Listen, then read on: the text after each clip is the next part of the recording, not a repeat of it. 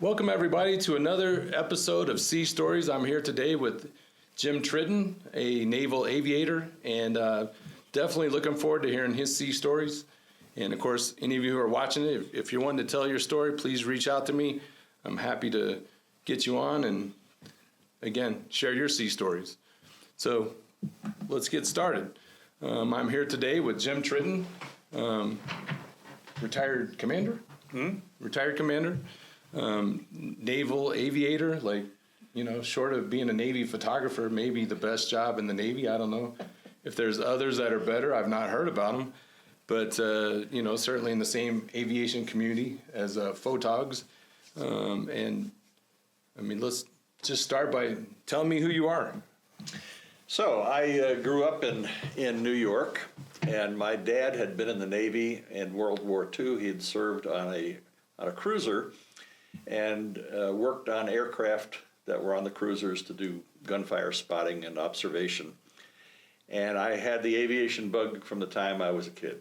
I made model airplanes, and at some point in my post-high school career, I decided I was wasting my time in college, and I really didn't have any money, and I probably ought to go do something like join the military. So that was 1965. 1965, there was a war going on, and I enlisted in the Navy as a officer candidate airman apprentice. So I was an E2, and I was sent to Pensacola, Florida, to start flight training as a naval aviation observer.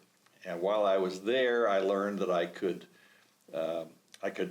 transition to a pilot status. And so I then switched over and became a naval aviation cadet. Went through flight training as an enlisted man, which may not sound particularly interesting, except it meant that I'd go flying in the daytime, and I lived in the barracks, couldn't leave the base at night, and we had to clean the heads and buff the deck and make our own beds and do our own laundry. I mean, that was the way it was. But it was a good program. It was a very good program, and after a year and a half, I was commissioned. And being commissioned, for most people, have images of the Naval Academy. And people have their hats up and they throw them up in the air, and everybody gets excited. My commissioning was, after my last flight, I went over to student control, and I said, I flew my last flight, and some crusty old lieutenant commander looked at me, signed some papers, and he said, "You're out of uniform, son." And that was it. I had to go into the head and pin my own bars on. And but it was good. Navy's been very, very good to me. Spent a total of 24 years in and out. I was in the active and also in the reserves, but ended up retiring as an 05 commander, having served on aircraft carriers and flown lots of places around the world, and learned to overcome my New York accent. Well, let's get into that a little bit. Being a New Yorker, oftentimes people can't really understand you depending on where they come from. And of course, you can't understand other people depending on where they come from. Of course, that's one of the amazing things about the Navy, in my opinion, is, there's not very often that you can pull such a social experiment where you literally take people from all walks of life, all places in the country.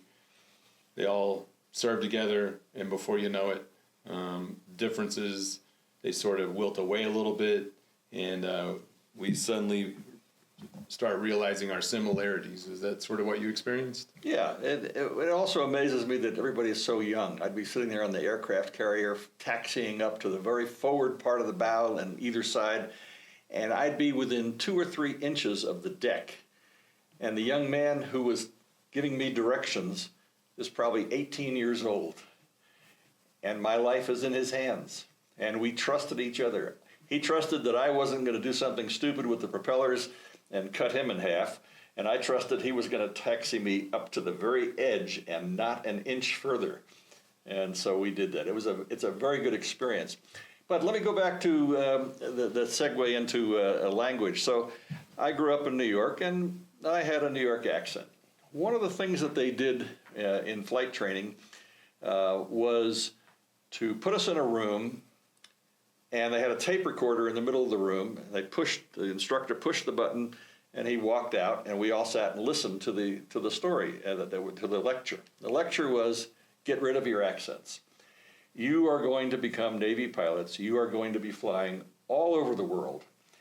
And the international language for aviation is English. And they have to understand proper English. They have to understand exactly what you mean. And they can't do it if you're mushmouth from the South, or you're a New Yorker and you got this strange accent. So get rid of it. And so I did. And that wasn't very hard. I don't even remember really trying. It was like, okay, I got a role model. His name is Johnny Carson. Johnny Carson, you can't tell where he's from. No. Or you couldn't. And that was who I became then, as far as my voice went. Flash forward to... So here's Johnny, here's Jimmy. Yeah. So I only tell this because it relates to the next part of the story, which is about probably 15 years later.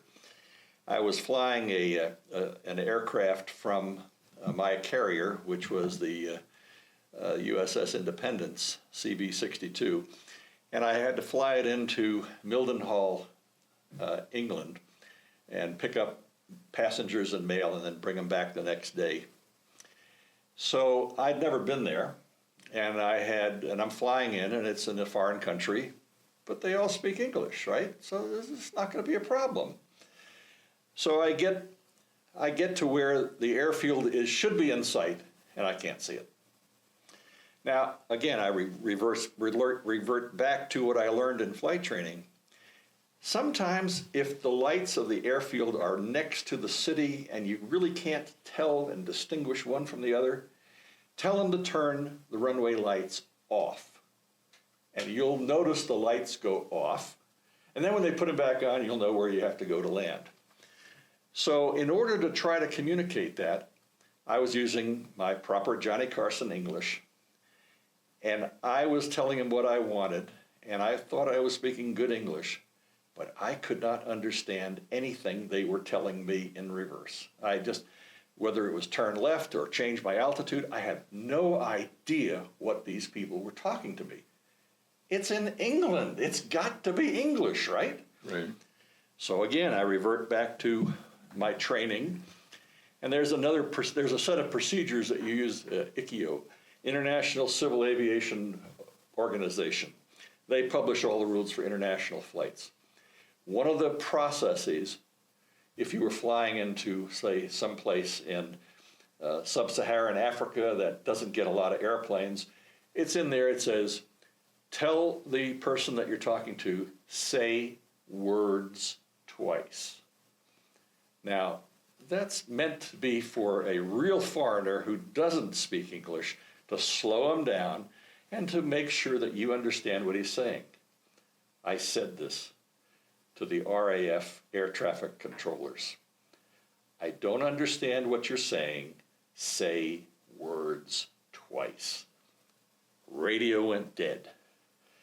All of a sudden, a new voice gets on in which I could understand him. And they guided me down, and I landed on the runway. And then did, as any good Navy pilot would do, I went to the O Club. And at the O Club, all of those air traffic controllers were waiting for me. And as soon as I walked in, they knew I was the Yank. And it was, are you the bloke who told us to say words twice? And I said, yes, I couldn't understand you. And then I realized they had Scottish accents, they had Welsh accents. They were doing the same thing I would have done if I kept my New York accent. So it all ended well. I got to learn what Glenmorangie was, and they paid for all the drinks for the rest of the night. We had a great time until 4 o'clock in the morning when I got a knock on the door in the BOQ room, and the duty sergeant came up and said, they want you at the ship right now. And I had to leave and make a night landing aboard the ship. It wasn't that far away, but that's my language story. I got to write that one. There was no breathalyzer when you got there? No, but there could have been. There could have been, yeah. Well,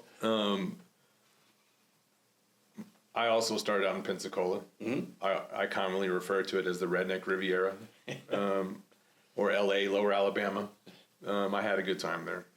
That's where our photo school was for many years. They've recently moved it to Maryland. Well, not recently. It's been over 20 years. That's recent. But yeah, I guess it depends on how old you are.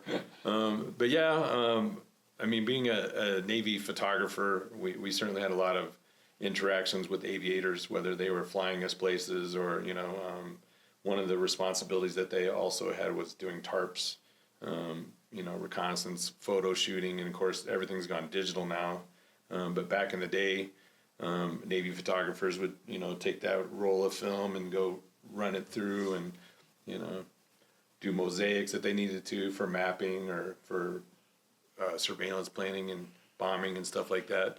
But so most of your flying was in E2 Hawkeye? No, I've never flown the E-2 Hawkeye. So you said propellers. That's the first thing I assumed. Right, because you're a lot younger than me, and I'm a lot older than you. True. So my first airplanes were reciprocating engines, which is just like an engine in a normal automobile, but it's radial.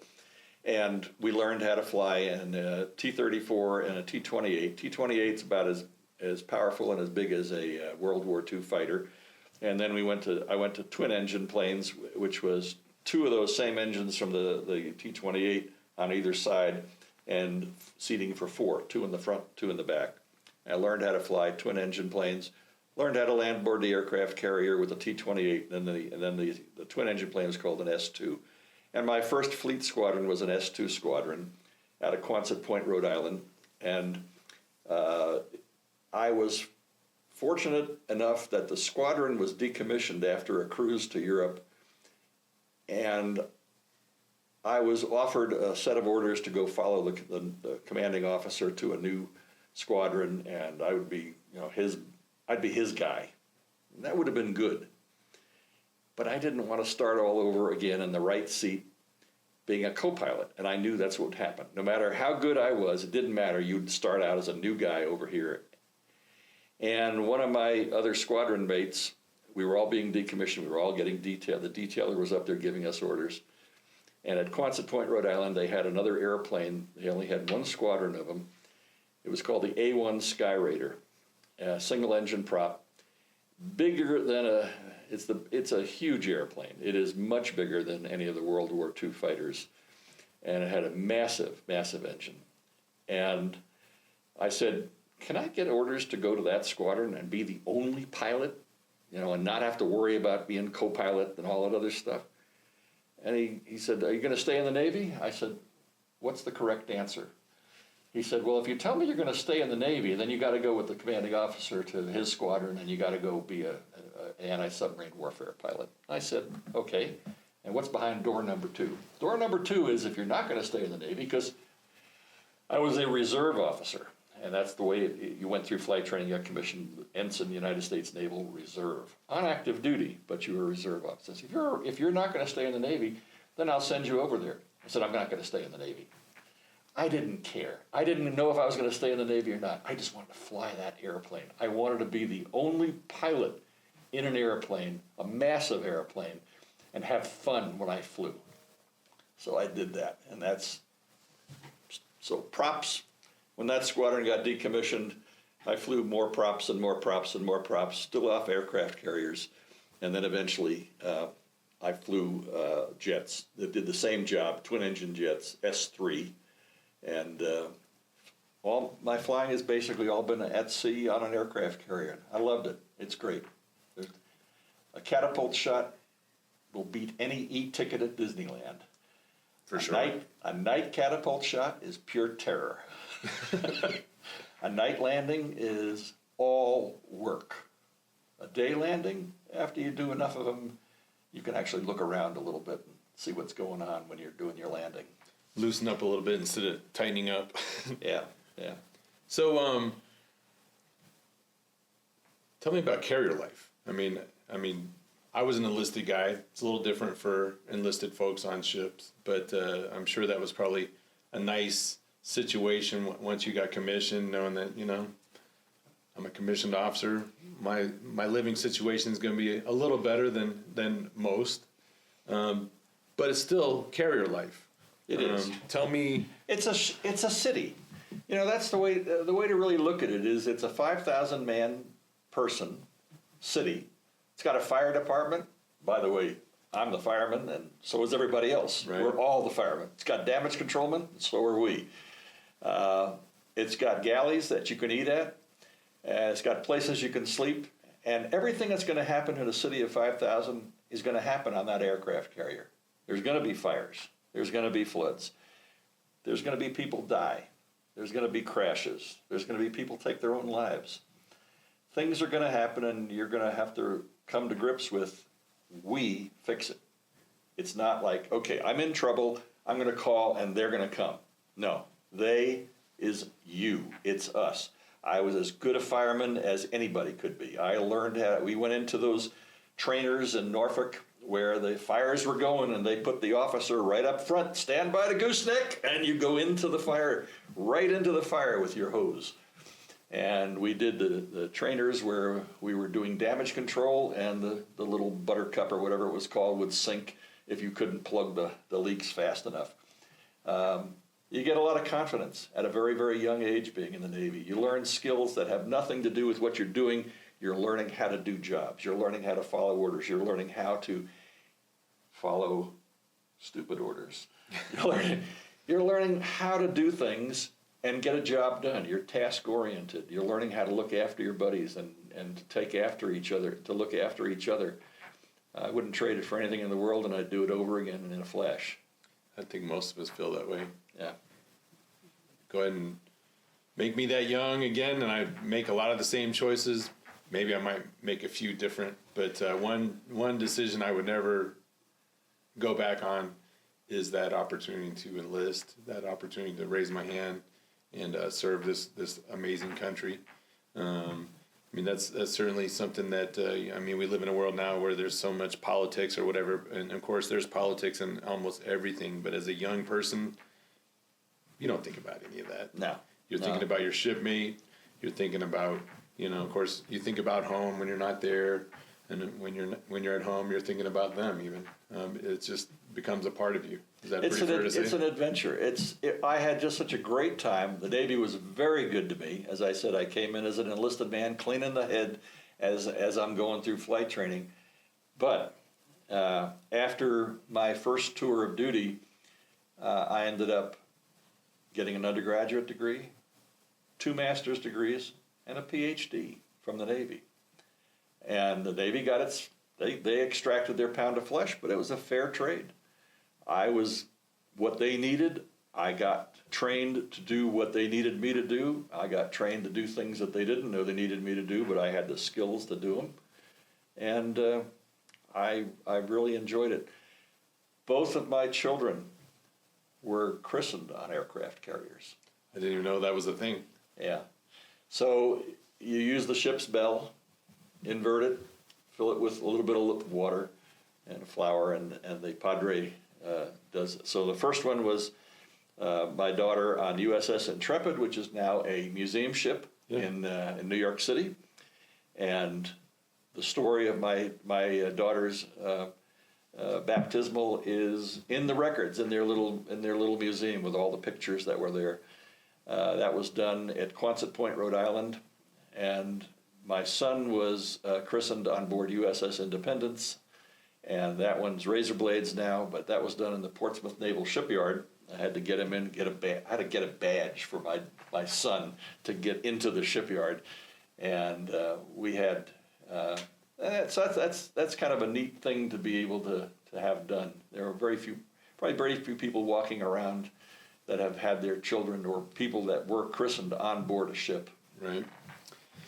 So the Independence, the Intrepid, were there any other ships that you served on? My first ship was the Essex, CVS 9, and we made a cruise to both the Mediterranean and the North Atlantic.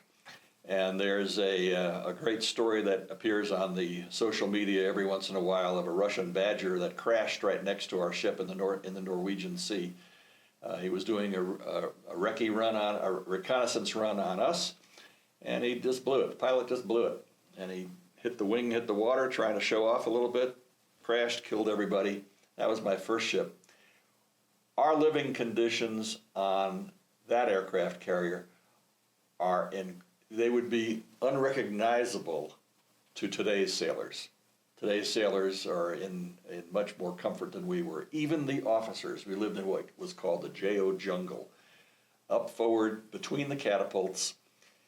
I mean, right underneath the catapults. So as they were shooting off all night, all day, dragging the chocks and chains, you'd be hearing all of that. And we were stacked the enlisted guys, you were what, three or four sometimes. 3 or 4, yeah. We were 2, and no air conditioning.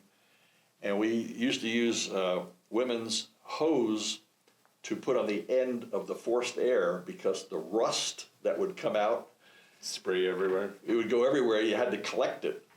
The ship was that old, and our food was so bad that, honest to God, what I used to do would be to beg my enlisted air crewmen to please bring me some fruit, and take it up on the airplane. When they'd come on the airplane, Darden, hey, did you bring me anything? What do you got? What do you got? Got an orange? Hey, good. I heard that helps scurvy. So it was an old World War II ship. It had a good record in the war, as did all of the flyers and people who worked there. Intrepid was my second ship, and that's now a museum. It also had a good record. It was a great ship. It was old, but it had been refurbished enough that it was a lot more habitable, and by that time I was senior enough, I no longer lived in a JO jungle. I lived in a 2-man stateroom, and so that was kind fancy. That was uptown digs there.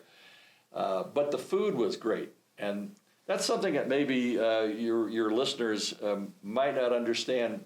The food in the Navy on a ship, and I will date myself. It was true then. I assume it is still true now, but I don't know. The officers have to pay for their own food. You get a different kind of subsistence. It's called BAQ or BAS, and you would get a certain amount of dollars, and then what you would do is turn that over to the ship's mess treasurer, and he would buy the food, and he would probably also be buying the enlisted food, but it comes out of a different pot of money. On the Essex, the officers were cheap, and they wanted to get away with spending the least amount of money, and so we ate the worst possible food. If you got invited to the enlisted mess, you had to go do an inspection or something, you gladly took happily it because it was going to be better than what we ate. And people don't believe that. They assumed it's the other way. They assume it's the other way. It wasn't. But Intrepid was superb. It was a good feeder. We all paid money, and we liked it. We had no complaints about that ship. That we had cruises to the North Atlantic and to the Mediterranean. And in Navy talk, we were on a cruise, and we get a message that says, "Okay, we got good news and bad news. Good news is we're going home early. Yay! The bad news is we're going to be home for 2 weeks, and then we're going right back out. And we're going out for 9 months." And it was like, ugh, could it get any worse than that? Yes. Of the 2 weeks we're going to be home, we're going to be out to sea doing refresher training for 10 days because we're putting on some new aircraft. So that was not the best of all things. But the good news was we had great cruises. We had great liberty ports. Most of the officers brought their spouses over, and they would follow the ship. So we'd pull into Naples. We pulled into Naples a lot, and your wife would be there at Fleet Landing, and you get to spend the night ashore, maybe, and it would be good. So good cruises on the Intrepid, and my next ship was the Independence, and I went there as ship's company. So when you have an airfield.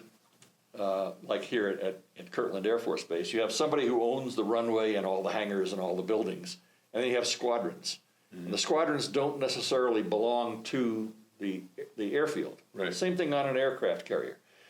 The ship had one airplane. The air wing has all the rest. Right. The air wing airplane is usually it's called a COD, and there's been lots of varieties. The one I flew was a twin-engine prop with reciprocating engines called a C1. And I was the ship's cod pilot for 2.5 years, which meant you had every sailor's dream. The ship was at sea and I'm ashore. You're flying the mail in and you're bringing mail and passengers back. And that was a very, very good time for me. I had a good job on the ship, but I was also the ship's cod pilot and I was off as much as possible. My last ship was the Saratoga. That's also now Razor Blades, and Saratoga CV-60. And it was out of Mayport, and I flew the S3 there, and we made a European cruise also. I think I made 2 of them, if I think about it. So, I mean, often you'll hear people say things like, "You never can imagine what it looks like to be out at sea. You know, maybe the hangar bay is open, and you're having a moment, you and the sea." And maybe doing a little bit of self-reflection, you know, considering where you came from and like, look at where I am now. Did you ever have moments like that where you were just like... Numerous moments like that. There's something about being in the middle of the ocean and going to if they're not in flight operations, going to the fantail or going up on the flight deck and standing there and watching the wake as the sun is setting and not being in sight of any land and knowing that you're afloat because all of these 5,000 people are working very hard at their jobs to do their jobs.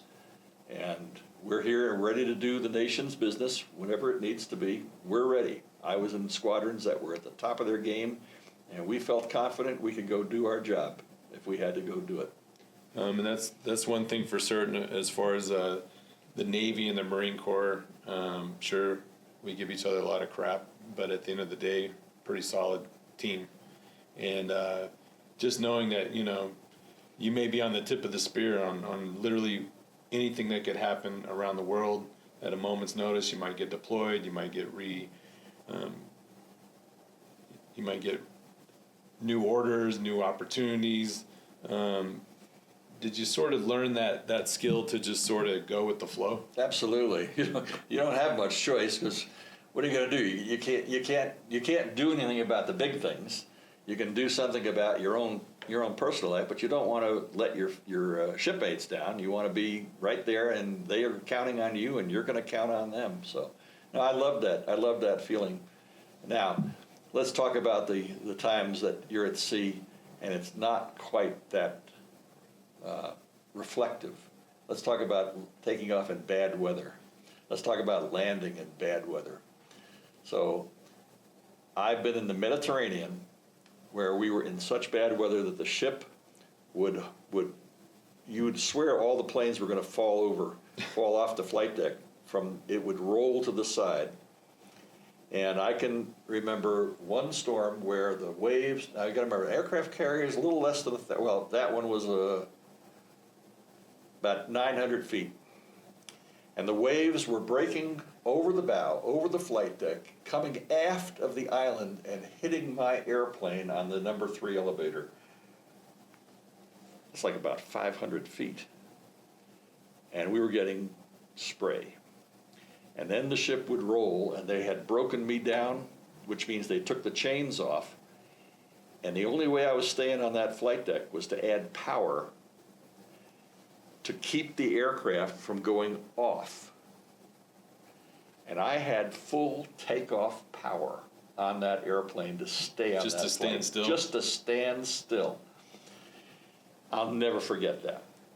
So obviously, we're sharing some of our sea stories now. Yeah. And of course, you know, oftentimes, you know, these stories we can relate because we've served and we have shared experiences. But in your post-Navy career, you've become quite the storyteller. You've written short stories, books, like literally all sorts of stories. Of course, many of them are related to your Navy time. Mm-hmm. Tell me how did you get into that? I mean, so one of the classes that I first took in Albuquerque from one of the writing instructors that I sought to learn how to transition from nonfiction to fiction challenged us to write a story about something that was very technical, but write it so that the average housewife, is what she said, but it could be, you know, the average person can understand it. And I thought that was a good skill that I had to learn. I'd been writing for a technical audience. I'd been writing for people who understood everything I was going to talk about, and I had to move beyond that to try to reach other people. So I wrote a story about a night off of the Intrepid in which I lost an engine and out of two. And so I was flying one engine, and it was a storm, and it was a pitching deck, and the ship wanted me to come back and land aboard. And I didn't want to do that. That was not going to be safe. And so I said, no, I'm going to bingo, which means I'm going to go to the nearest land. It was hours away in Norway. And it was over frigid water, and if we lost the other engine, we were going to die. And we knew that. But I also figured that if I landed on the aircraft carrier and didn't make that work well, I was going to die either way. So I'd rather try to go to the beach and see if I could make that happen. So I've written that story and rewritten it and rewritten it. And I can tell you, the average person can read it and not just understand what happened, but can feel what was going on inside my head and the angst and the decision making that had to be dealt with and which way to go. And the fact that when we landed in Bodø, Norway, we ran off the runway because the plane weathercocked and went into the dirt and came to a rest. And then in good Navy fashion, I got out of the airplane. We stood underneath there, four of us, and I noticed that there was an SAS airliner next to us. And I said, just a second, guys, I got an idea. I walked over to the SAS airliner. The ramp was down, the door was open. I walked up, saw a couple of attractive Scandinavian stewardesses and said, listen, we just kind of flew in here with a broken airplane. You got any Tuborg you can give me? And I walked back to the plane with a six-pack of Tuborg. Danish beer, my favorite. So, yeah. Can you tell those stories? Can you get empathy from people who don't understand the situations as you do as a veteran? Sure. It's hard work. It's not as hard to sit down with you and tell you a story about, gee, I was in an airplane, I took pictures one time, and this was the camera I used, and I had problems, and you're going to smile because you go, yeah, I know that story. I know all about that. I'd have to change the way I wrote it in order to have people understand what was going through my head. But that's a good challenge. I've enjoyed that challenge, learning how to write for people who don't understand, doing it knowingly. I mean, backing into it and sort of having it, you did it and you go, wow, I wonder how I did that. No, I know I'm doing it. And that's, to me, is the mark of what I need to do at this stage of my life, which is to process the things from the past in a way that people will understand them. The theme of a book that I've written, which is not yet published, Navy pilot, PTSD, lives in New Mexico, and he's got to solve all these problems. And I'm demonstrating that there are behaviors for people with PTSD that do not involve buying a gun and shooting people. There are other behaviors. And I want people, and you'll never see those words in there, but when you put that book down, I want somebody to go, okay, so there's more to this PTSD thing than just getting angry. Do you find some solace to the fact that, I mean, in the past, oftentimes when it came to PSD or, shock, many people just internalized that for quite some time. It wasn't really something that we would talk about. Absolutely. Sure, maybe we might share those stories with people that you shared it with, but most of that stuff, we just kept it to ourselves. It is, and what made me a believer in the need to not do that is after I stopped working, after I was forced to retire on disability for my PTSD, I did something for the Library of Congress called the Veterans History Project, and I would go around and interview veterans, and the very first veteran I interviewed lived in Corrales, where I live. He was a Marine in World War II, and he was at the pointy end of the spear the whole time. A really decent man, but he was a real Marine. He had been in trouble.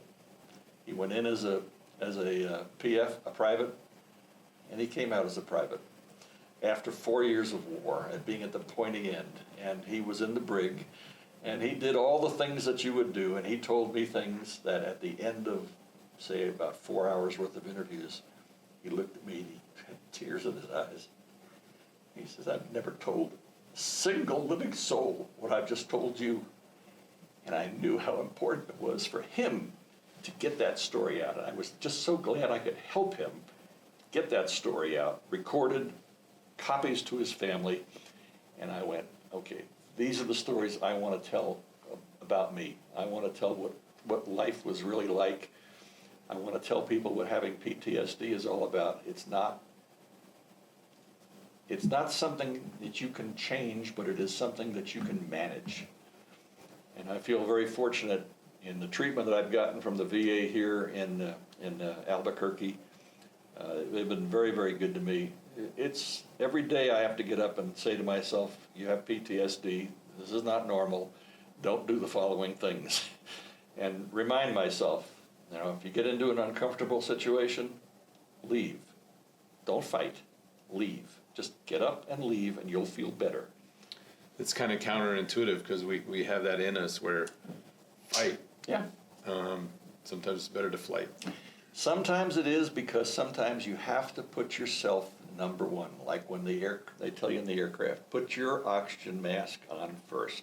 I'm at that stage in my life where I can't be in close proximity with people who are in extremis and they need to deal with stuff that I don't want to hear about. I don't want to listen to it. I don't want to hear about it. It's rude. I'm leaving. I'm sorry. I have to look out for myself, and I do that frequently now. It's a good skill. Yeah. Whether you have PTSD or not, that's probably a good skill to have. Back to the storytelling. Sure. Tell me how many. I know you've done short stories, a little bit of everything. Tell me, sort of about this post-Navy career as an author. Sure. So the first stories were, write something technical and that you know about, but learn how to communicate them differently. I spent a lot of time taking classes at Southwest Writers and at Oasis and University of New Mexico Continuing Education, and I learned the skills. Did a lot of a lot of online things, and I got to the point where I wasn't just telling stories about me, because starting out with memoir is a great way to start. You know the story, you know the character, you know the characters, you know the story arc, and you can just learn how to write it. But then I wanted to learn about how to write about. Do I care about other genres? Do I want to write in those genres? Well, how the hell do you know unless you try it? Right. So I've tried lots of different genres. I've been very successful at all of them. My wife and I have written a children's book based on a class assignment at UNM, Continuing Education. Cato's Grand Adventure. It's a traditional hero's journey with a lost kitten as the main character who is trying to get home. And does he need help? Does the kitten need help or not? Can you get through life without asking for help? Are you too proud to ask for help? So there are messages that are built into these little stories, and sometimes the stories involve getting help from the people that you wouldn't expect. I've written romance, and I don't read romance. What guy does, right? Not too many. But I learned how they flow, and I've written romance stories that have done well. I've written horror, and again, that's something that I don't read.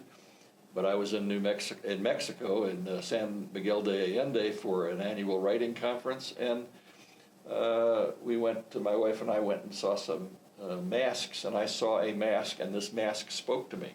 This mask told me the story, and it was like, I gotta go. And I left, and I went back to the hotel room, and I started typing, and it was like it flowed out, and it's a very good story. So I write to keep the monkey brain at bay. Okay, I want to focus on something. I want to focus on something positive. I enter my writing into contests. I win awards. That's a positive thing. And I try to write whenever I can. Try to write something that's humorous. Keeps me in a good state of mind. I take it to the VA every Thursday morning. I'm in a writing group there, and if I read something that makes all those guys laugh, It may be the only thing that they have that makes them laugh all week. Mission accomplished. And so I go, this was good for me, this is good for you. Wash, rinse, repeat. Right. Do it again. I really enjoy writing. So, I mean, a lot of our dreams we want to remember, some of them that we don't. You know, being out for a little while, do you ever have those flashback sort of dreams or memories where, you know, you find yourself right back to being a young man again? Those are the things that I try not to dream about. Those are the things that involve the aircraft crash. And those are the things that caused me to get a diagnosis of PTSD. I can't stop the dreams except with chemical help. So you either take pills that the VA gives you, and I didn't like that. I ended up crashing a car after I was on those pills, and it takes 6 weeks to take effect and 6 weeks to get off of them. And I went, okay, something else. And I am a firm believer in medical cannabis, and I thank the state of New Mexico for legalizing that for people like me. I use it in the daytime to be calm, but I use it at night to sleep and not have those dreams. And when I've had those dreams, they have not been good, and they have not involved anything I want to remember. So no, I actively now have a method to avoid dreaming at night about the bad things, and you can't control it. If you're going to dream, I know I'm dreaming, is whether you remember it and whether you get woken up by it. And I've been woken up, and it's been horrible, and it's been horrible for my wife. And I've written about that too, about what it's like on the inside to experience those kinds of dreams and not know the answers to certain questions and trying to figure it all out. Thank God for the VA. They've been very, very good to me. So, we were talking about, you know, is this something you would do all over again? I definitely would. Do you ever find yourself talking to young people, and, you know, maybe telling your story, or telling, you know, maybe somebody who might be a little bit lost and maybe don't have a purpose? I mean, to me, there's not much better purpose than serving your country, Right. Serving the Navy. Have you ever found yourself having those sort of situations with young people? I have, and it's interesting the way I went about that is that after I first got diagnosed with PTSD, and of course I didn't know what it was all about, and I learned, PTSD is a mental illness. Okay, well, that's something you have to overcome, you know, being tarred with that designation. And so I took a lot of classes from an organization called the National Alliance on Mental Illness, NAMI. They have a very active chapter here in Albuquerque in the state organization. And after I took lots of their classes, I then learned how to become a facilitator for other people who had mental illnesses, PTSD being one of them. And one of the things that I had to learn and accept was it didn't matter whether this guy had bipolar or this guy had that or whatever. We all share the same problems. The diagnosis is different, but the problems are going to be the same. And once I understood that, I really wanted to get into it, and so I learned how to become a trainer for those facilitators. And I trained, at one point I had trained every facilitator in the state.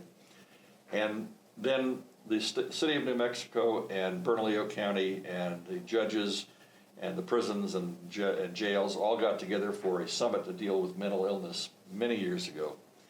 And I went to it and I said, there's a target-rich environment in the jails. That's the new mental health hospitals. At the time, 3,000 people in the jail. They were overcrowded, but 1/3 of them had a mental illness. And I knew that some of my fellow vets were going to be there.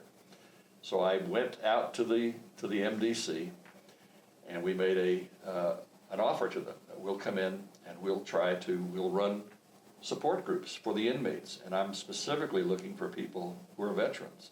And we did that for quite a long time, and then after they got comfortable with me coming in there, and usually one other person, there was always two of us, I said, now I want to train the inmates to be facilitators. They said, what do you mean? I said, they're going to run the program, not me. I'm not going to come here. I'm going to train them, and they'll do the exact same thing, except they'll run it inside, from the inside. And we had to learn how to take the training manuals and change the examples and to change all of the exercises to recognize that you're in a prison, not on the outside. You can't say, well, you're going to come to the meeting next week. No, you're not going to go to the meeting next week. The meeting's going to come to you. Yeah, you're going to be told to go to the meeting, and it's going to be run by another inmate. So I got good at talking to young people in jail, incarcerated young people who were at the most at risk, and I put a lot of time into that. And then at some point I realized, hey, at the end of the day, no matter how smart I am and no matter how well I know this material, young people are having a hard time relating to me as an old white guy. Okay, that's the way it is. Right. So I moved on to other things. I now spend a lot of time working with veterans writing. I do that with the help of the state of New Mexico. There's an organization in the, I think it's the Department of Cultural Affairs is the umbrella organization, and underneath that is something called New Mexico Arts. And something underneath that is New Mexico Arts of the Military. And so the folks up there, Kevin Linkner is the program manager. I called him up after the first announcement. I said, do you consider writing as an art? Because if you think about it, you go to an arts and crafts fair, you ever see a book? No. So how did the state of New Mexico define the arts and healing? They accept writing as a method of healing. We were funded by them through Southwest Writers, another organization here in Albuquerque, and we produced an anthology. And my goal in the anthology was to reach the people like that fellow from Corrales that had never told this story. Reach those people, get their stories, have them write it down, and then ask them to come and do public readings and speak it in public. Huge challenge. Oh, for sure. Huge challenge. But I am so proud that we had 50 in the anthology that it was called Holes in Our Hearts, and we had 55 veterans and family members in the anthology, and of that, 8 had never been published before, ever. And another dozen had written something in a church bulletin, something minor, but they had at least. So I accomplished my objective, which was to getting people to write their stories, get it out, read it in public, and I loved it when we'd go to the libraries and other places, and somebody would be reading, and I could see the healing.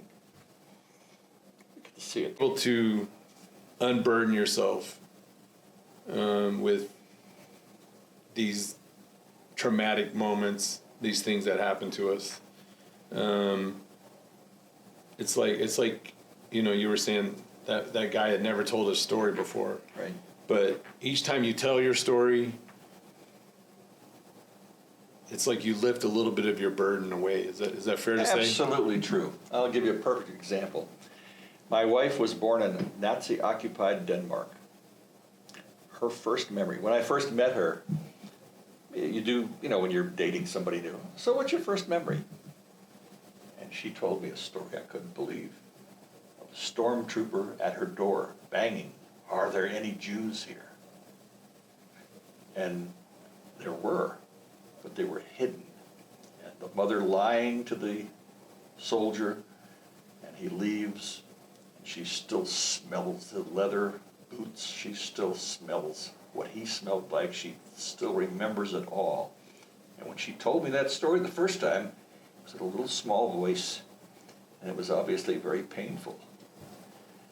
She has written about it, published it, spoken it out loud, and now when we go to a writing festival or a conference, and if I'm speaking, sometimes I'll just say, "I got a story that you'd like to hear," and I'll call on her, and she can come up and say it. She can do it now, and it's not that little small voice. She's now talking in the public about what it's like. And I'm so proud of how much she has grown from that process. So the VA and medicine in general, they've got ways to help people who have PTSD. She had it from childhood. I had it from an aircraft crash, whatever. you going to just sit around and mope your whole life and feel sorry for yourself, or are you going to work hard at trying to find ways to help yourself? This is a way that helps me. Other people can get helped other ways, but I'm very comfortable with what I've learned and how I'm handling it. It's certainly better than trying to find the answer in a bottle. No, I did that too. That doesn't work. It works for the immediate issue, but it's not the right answer. So, my whole goal when I first started this was just an opportunity to let people that I knew express their stories. I call it sea stories because, I mean, as sailors, everything's a sea story. But I just find it ironic or interesting how, these things may have happened at sea or they may have happened while you were in the Navy, but oftentimes there are parallels that maybe people can relate to and maybe not. But at the end of the day, having that opportunity to express yourself, unburden yourself with some of that stuff, it has real utility. Absolutely. What is your goal going forward? To keep writing and just keep, letting other sailors or soldiers or airmen unburden themselves or, find themselves in a better place? So after we did the first anthology, I then caused Southwest Writers to agree to do another one, and I recruited a new person to do the book so I wouldn't have to do this one. He just put out a new book called Unbreaking the Circle, and it's I think he's got something like 65 people, and he's got even more people who have never been published, and that's great. I also got a grant from them from the New Mexico Arts to have a local teacher teach veterans how to write from the start. You got an idea? Here's where you start, and here's what you do with it. This next year, we're putting in for a new grant. I've just sent the draft proposal up to Santa Fe for them to look at, to take our stories on the road, because most of the stuff that we do is centered in the major metropolitan areas. Well, what about the far-flung parts of the empire? How do we reach them?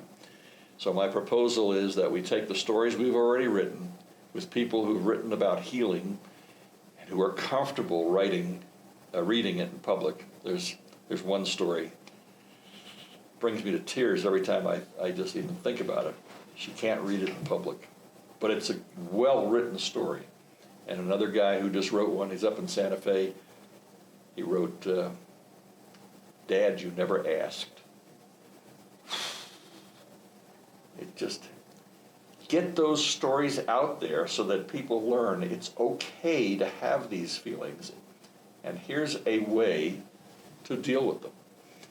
And so we're going to try to find a way to get ourselves and our readers out to the far-flung parts of our state and do public readings and talk to veterans and family members about how they might be able to participate in an anthology the next year.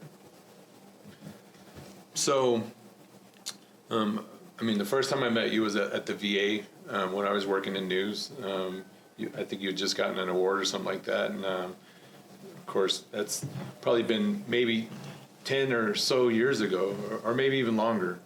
But you're definitely someone. When I met you, you made a great impression, and at that time I was kind of new out of the Navy myself, and I was like, the fact that this guy has enough going that he realizes the utility in what he's doing, and the fact that you're sharing it with other people and getting other people to share their stories.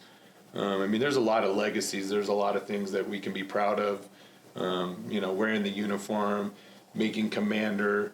Where would this rate in just your whole Navy story? It's right up there. Certainly isn't as much fun as flying over Stromboli and turning the aircraft upside down and looking straight into a volcano at night. But that's a personal thing.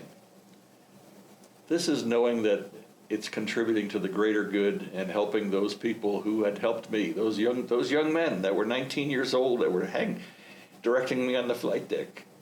Could be one of those guys. And I want to help my fellow veterans as much as I've done anything. Is it the thing I'm the most proud of? Well, how does it stack up against the birth of your children?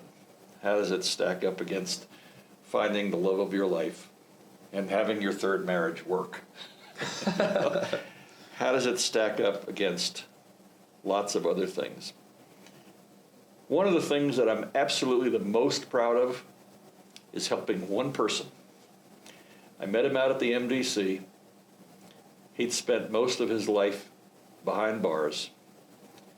But when I told him what the program was like, he'd been to the facilitated meetings, and I said, we'll train you.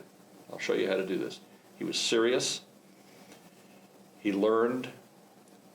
He ran meetings out there for a couple of years, and to the best of my knowledge, he has never been back in jail. I'm more proud of that than making commander. That was helping somebody. And I'd say his name, but I'm not going to. But if he hears this, and I'll let him know I'm talking about him, I am more proud of that than almost anything I've done in my whole life. So being able